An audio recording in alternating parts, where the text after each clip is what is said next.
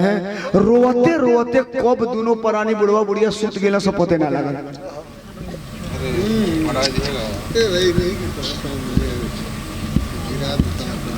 सबेर भाई ना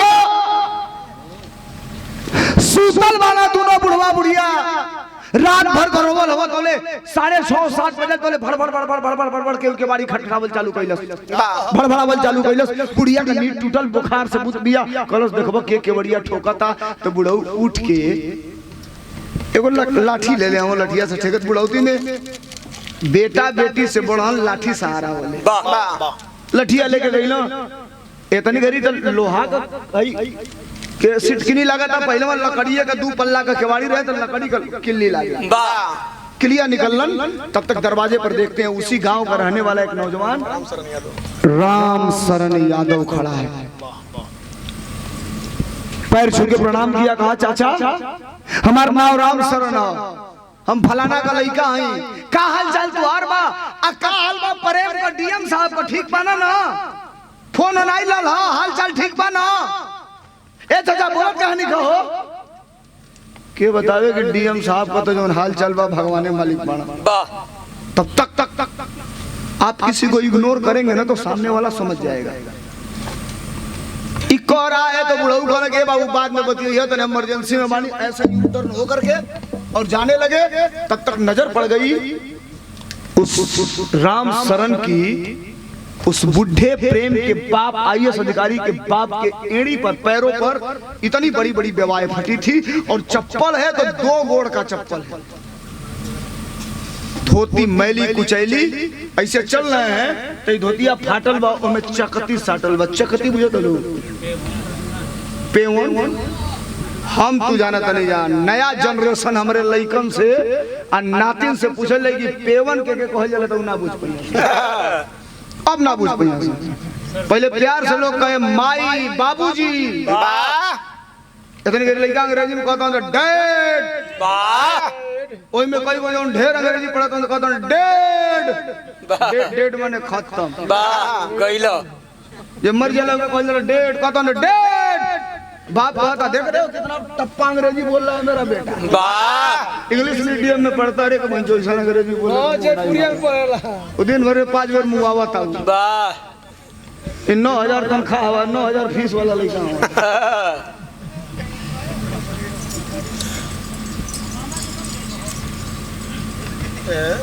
राम शरण खड़ा हुआ और बुढ़ा बाप प्रेम का आगे बढ़ रहा है, पीछे से दौड़ के गया और कलाई पकड़ लिया और ऐसे घुमाया, कहा चाचा हमसे कुछ छुपा रहे हैं आप, मैं भी आपके बेटे के समान हूँ, आपके गांव का रहने वाला हूँ, कुछ छुपा रहे हैं आप, हमसे बताइए, हो सकता है मैं आपकी कुछ मदद करूं।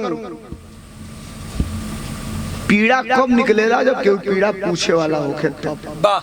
जो इतनी बात को कहा तबले दौड़ के गई ना राम शरण रमा शंकर देखो इज्जतदार आदमी के दौड़ के गईला के बढ़िया बंद कैला, बंद करके आके राम शरण के ऐसे कन्हवा पर हथवा रख के भारा के नीचे गिरल तो रामो शरण बैठ गए। अब भुकार छोड़ के रोवे लगला, 15 मिनट जब रो लिया आंस गिर गई, राम शरण चुप करावा था, चुप भइला तो कुल कहानी बता देना कि कौने का रिक्शा चला चला प्रेम के पढ़ौली लइका डीएम हो गई, 1 साल हो गई आज 1 रुपया भेजलस ना। अब जब इतनी बात को राम शरण सुना तो कहा चाचा जरा 10 मिनट मुझे टाइम दीजिए, दरवाजा खोल दीजिएगा। बाहर गया, खाने पीने की कुछ चीज लाया, बैठ के खिलाया पिलाया और कहा चाचा हमार अइले के मकसद रहा तो दूसरा मकसद हो गई, परसों हमारा एक टिकट है हरियाणा का, मैं वही काम करता हूं और मैं चाहता हूं कि मेरे साथ आप और आपकी पत्नी दोनों लोग हरियाणा चलें। तो बुढ़ऊ बोलो हम काहे खातिर हरियाणा चलो, हमारी पत्नी काहे जाई? तो कहे साहब आप नहीं जानते हैं, आपका बेटा मत बोलिए, आपका बेटा जहां कलेक्टर है डीएम है तो तारे लइकवा का जो ऑफिस कलेक्टर साहब का डीएम साहब का वो ऑफिसवा से जब निकलेला तो सामने गोल चक्कर पड़ेला, बाहर जाके गोल चक्कर से दाहिने जो होला तो वही सड़किया की बाएं ओरिया किनारवा हम सड़क के पटरी पर भैया भैया भैया भैया भैया सर, सड़क के पटरी पर रेड़ी पर भाजी बेचिला। रेड़ी माने समझ रहे हैं आप? जेके अपने के यहाँ ठेला बोले जाला, बम्बई में दिल्ली में उनके रेड़ी बोले जाला। कहे कोई रेड़िया पर हम भाजी बेचिला। भाजी माने सब्जी। आ कभी कभी जब निकलते हैं जाते हैं तो उनकी नजर जब हमारे तरफ पड़ती है ठेले पर, 8 ठेले तो हमने के संग में पढ़ ली जाना। अरे अब न 2 साल से डीएम हो गई। मान जाना है भैया, रुक जा, छोड़ दो, मान जा, रुक जा, बस चुपा जा 2 मिनट और। 8 ठेले संग में पढ़ला ना, नजर जब हमारे और पड़ेला तो हम तनी सा हंस देला, वो हंस देना, हम उनके सम्मान में इसे सल्यूट कर देले। लेकिन आज तक कभी वो गाड़ी रुकी नहीं है और मैं आज तक कभी बात नहीं किया हूँ। मैं जानता हूँ कहाँ रहता है आपका बेटा। मैं लेके चलूंगा आपको और आपको और खड़ा करके कहूंगा उसके सामने कि प्रेम, जिस बाप ने रिक्शा चलाकर तुझे डीएम बनाया, कलेक्टर बनाया, उस बाप को क्यों तुमने छोड़ दिया? डूबते को तिनके का सहारा। रेलवे स्टेशन गया, 2 वेटिंग टिकट लिया। वेटिंग टिकट काउंटर से इसलिए लिया, आप दुकान से वेटिंग टिकट लेंगे, अगर क्लियर नहीं होगा तो खराब हो जाएगा, और काउंटर का रहेगा तो अगर नहीं क्लियर होगा तो भी आप ट्रेन में बैठ के जा सकते हैं। अपने सीटे पर वो दोनों के बैठौलस, माई प्रेम के माई के, प्रेम के बाप के। अब बैठा करके लेकर के चल हरियाणा। सुबह 12 बजे गाड़ी पहुंचाई, अपने कमरे पर ले गया, भोजन वोजन कराया, रात भर सुलाया और सवेरे भोजन करा के एगो ओला कैलस। ओला समझ रहे हैं आप लोग ना? ओला बुक किया और बैठा करके ले आया जहां प्रेम का ऑफिस था। लाया तो गेट पे खड़ा है। हर डीएम के गेट पे संतरी खड़ा रहता है, देखते हैं बंदूक में चाकू लगा करके खड़ा रहता है। खड़ा है, कभी इधर जा रहे हैं, कभी उधर जा रहे हैं। 3 लोग है, संतरी बुलाए, इधर आओ। कहां लेफ्ट राइट कर रहे हो? तो ये राम शरण का साहब से इन दोनों लोगों को मिलवाना है। अब संतरी घड़ी देखा, कहा देखो 11 बजे तक साहब मिलते हैं, 12:30 हो गया, अभी नहीं मिलेंगे, 3 बजे के बाद आना, तो 3 बजे के बाद मैं मिलवा दूंगा। ये दोनों बुढ़वा बुढ़िया तनी दूर हो गई ना। राम शरण कलश के साहब बड़ा इमरजेंसी बा, तनी अगर आप 2 मिनट खाली मिलवा देती तो बड़ा कृपा हो जाएगी। संतरी कहा मैं एक बार तुमसे कह दिया कि अब 3 बजे मिलेंगे, तो कैसे जबरदस्ती कर रहे हो?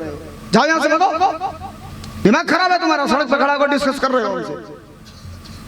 वो बुढ़वा सुन गई कि कुछ झगड़ा टाइप का होता। अब देहात का बूढ़ धोती पहिरल है, जाले चढ़ल रहला धोतिया, देख ले लोग बड़वन के हेजा ले ठेमुनवा की लगवा ले रहला हंगा, पहिरे पुष्टा बांधले हैगा, हेजा ले चढ़ल रहला। अब धोती हंगा फुटियोले हैगा, पहले कहला का भइल हो? तो राम शरण कहे कि हुआ क्या? अभी मिल कह रहे हैं कि 3 बजे मुलाकात होगी। तो बुढ़वा कहला से बाबू तनी मिलवा दो। कहला बुढ़े है, दिमाग खराब है, चपरासी से मिलने आए हो, डीएम से मिलने आए हो, जाओ हटो यहाँ से, 3 बजे मुलाकात होगी। दांत निचला बुढ़ावा, धोती खुटिया गलत तारी पहन की संतरी की ऐसा की तैताल।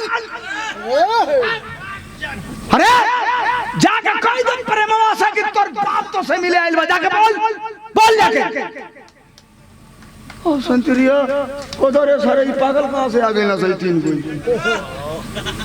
होगा जानता। अब ये राम शरण है, मेंटेन कर रहा है। कहा है साहब, सुनिए सुनिए सुनिए सुनिए सुनिए, आप बुरा मत मानिए, असल में आपके साहब के यही पिताजी हैं और ये उनकी माँ है। संतरिया कलश ई दूगो तो पागल रहना सकते हो, सारे स्क्रू ढीला आ गए।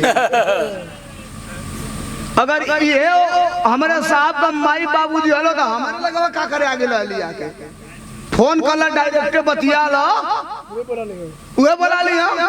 राम शरण का नहीं साहब, बात कुछ ऐसी है कि वो बुला नहीं सकते, बिना मिले बिगड़ जाएगी बात। संतरी कहा देखो भाई हम एक मदद कर सकते हैं, हम बुलाएंगे नहीं, हम मिलवाएंगे नहीं, कागज के नाम लिख के लेके जा रहे हैं, भेजवा देंगे पर्ची, साहब अगर बुलाएंगे तो यहीं रहो, हम लेकर के अंदर चलेंगे। अब कागज निकाला, बोलो नाम क्या है इस बुढ़े का? तो कहा रामाशंकर। तो लिखा रामाशंकर। बुढ़िया का क्या नाम है? सुजाता। पर्ची बनाया, लेके अंदर गया और चपरासी की हिम्मत कहाँ है कि कलेक्टर को पर्ची दे दे। ना ना पास में गया तो आप देखते होंगे हर डीएम एसडीएम के बगल में एक टाइप करने वाला स्टोनो बाबू होता है। तो स्टोनो बाबू को पर्ची पकड़ाया, कहा जरा साहब को दे देना। अब स्टोनो बाबू पर्ची लिया और ये डीएम साहब कुछ लिख रहे थे, चश्मा लगा के तब तक आगे ले जाकर रख दिया। ये मुंह लगू रहना सही जो टाइपवा करना सब लेके आगे रख दिया। अब चश्मा उठा के देख रहा है वो प्रेम रामाशंकर सुजाता। अरे तो मेरे माँ बाप का नाम है। ये पर्ची कौन लाया?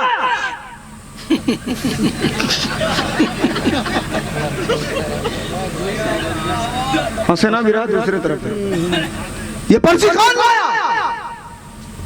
अब स्टोनो बाबू कहा साहब संतरी लाएगा, बुलाओ संतरी को। अब एक सिपाही दौड़े दौड़े गया, संतरी का चल साहब बुला रहे हैं।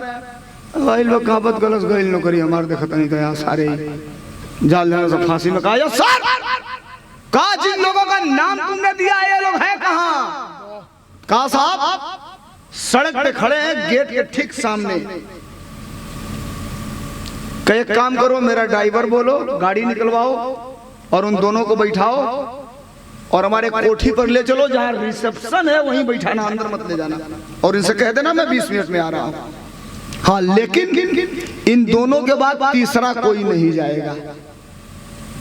अब ड्राइवर आया डीएम साहब का, एक चपरासी लगा, इन दोनों बुढ़वा बुढ़िया को बैठाया। तो बुढ़ऊ को तो ना के इनके रामशरण के भैया तू बैठा कला ना ना ना दो के बाद कोई नहीं जाएगा। रामशरण कहना तू जा, तीर निशाना पर लाग गइल बा, हम तो खोज ले, कोनो दिक्कत नहीं के जाते। बुढ़ऊ बुढ़िया के बैठा के ला करके कोठी पर, रिसेप्शन का मतलब समझते हैं जहाँ आदमी से मिला जुला जाता है, काउंटर होता है, वहीं ला करके बिठा दिया गया। और 15 मिनट के बाद हो सायरन बजाते हुए गाड़ी आई। और जब गाड़ी आई साहब माई खड़ा होके ताकत ही अमर प्रेम कहाँ बा? बाबूजी का धोतिया में पेवन साटल बा धोतिया हैंगा तोपा तड़न हैंगा लुकवा के कि ई न लौके हमार बेटा डीएम कलेक्टर है, अपने बेटा के लगे आइल बनी लग जाई ते बेइज्जती हुई। बाबू खड़ा होके ताकत न। तब तक 10 मिनट के बाद एक खूबसूरत औरत इटालियन सेंट मारे हुए गम गम खुशबू महक रही है और ये प्रेम उसके बाहों को पकड़े हुए उधर से चलता आ रहा है। माही खड़ा भाई हमार लाल कितना साफ हो गई लो साहब हो ना बेटा। बाप खड़ा हुए प्रेम ये प्रेम। ये औरत कहती अरे ये कौन दो पागल बैठाए हो, ये तुमको बेटा कह रही है, कौन है? जब बुढ़िया सुना दिया कि मऊगी कहती है पागल कर मारे परी फलांची में होई है कर दिमाग खराब बात हुआ हमके पागल कहबू। प्रेम तो देखा कि हो जाएगा गड़बड़। पत्नी से कहा तुम अंदर जाओ, 15 मिनट बाद मैं तुमको बताऊंगा क्या है, तुम समझ नहीं पाओगे। अंदर गई, प्रेम आया, दौड़ के आया। प्रेम का बाप रमाशंकर ऐसे हाथ फैलाकर गले से लगने के लिए कहा खबरदार रुक जाइए, आपने गलत कर दिया, यहाँ आकर गलत कर दिया।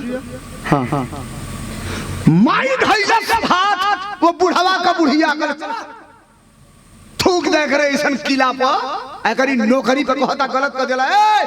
अब जिंदगी में कुछ नहीं है, गोबर के ऊपर फेंक ले लई, मजूरी कर ले लई, कटिया पिसिया के ऊपर ले लई, पेटवे जिया के बाद जिया ले लई, एकरी दरवाजा पर ना रह जाई। चला वापस। सम्मान से बढ़ के कोनो चीज ना होला तब तक आप नहीं समझ रही है।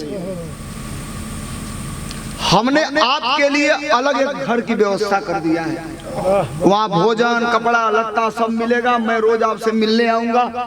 यहाँ आके आपने गलती किया था। अब बुढ़वा बुढ़िया के धैलस गलत पागल हवे थे। बेटा अधिकारी हो या अधिकारी है, यहाँ से अंग्रेजी में रोज बतिया, यहाँ से कोनो अंग्रेजी में हमने से पूछ दिया ना बोल पावल जाई तो बेइज्जती हमरे लइकवा को होई। तई जहाँ रखा था वही रहल ना, खाए पिए के मिलबे करी। अब जरा समझिए विराह कितना सीरियस हो गया। बाहर निकला, 2 गाड़ी लगी थी, एक गाड़ी में ये पति पत्नी बुढ़ा बुढ़ी, एक गाड़ी में अधिकारी। 4 घंटे गाड़ी चली।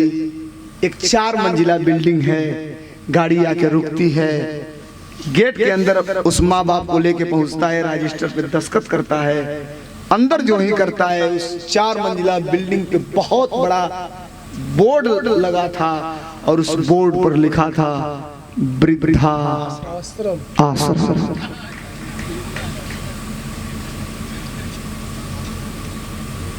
आधा घंटा रहा है अपने माँ बाप के पास, कुछ पैसा निकाला, दे दिया और कहा कल फिर आएंगे। 1 दिन बीता, आया 2 दिन बीता, आया 3 दिन बीता, आया महीनों दिन तक आते गया। लेकिन 20वें दिन जाते जाते इस बुढ़ा और बुढ़ी को पता चल गया कि ये प्रेम का घर नहीं है, ये वृद्धा आश्रम है और हमारे जैसे सैकड़ों बुजुर्ग और महिलाएं यहाँ हैं। लेकिन भर पेट खाए के मिला था, बढ़िया कपड़ा मिला था, दौर दवाई मिला था। बुढ़वा कहला सब कुछ चौबो ना करी। 1 महीना लेता आई, 1 महीना के बाद अब आइले बंद कर दिया प्रेम। अब आदत पड़ गई, आदत। विरह इतने लोग बैठ के अब तक सुने हैं, 95% विरह खत्म है और 5% का मेन ऋण बची है विरह की। 1 साल बीत गया, 1 साल अपने बेटे के बगैर दोनों बुढ़वा बुढ़िया है, लेकिन खुश हैं, मस्त है। 1 दिन के बाद भोजन को के जब खाना मिल जाओ तब मेहररुआ जितना वृद्धाश्रम में रहो, एक जगह बैठ के आपस में बतिया सो। आप बुजुर्ग जितना थे एक जगह बैठ के दिन भर कौन काम भाव में सोनी कोडिया तो करे के लिखे। ये एक आदमी से इनकी दोस्ती थी, खाना खा के आगे बैठे और वो बुजुर्ग पेपर लेकर के पढ़ रहा था। सुनिएगा सर सुनिए, पेपर लेकर के पढ़ रहा था।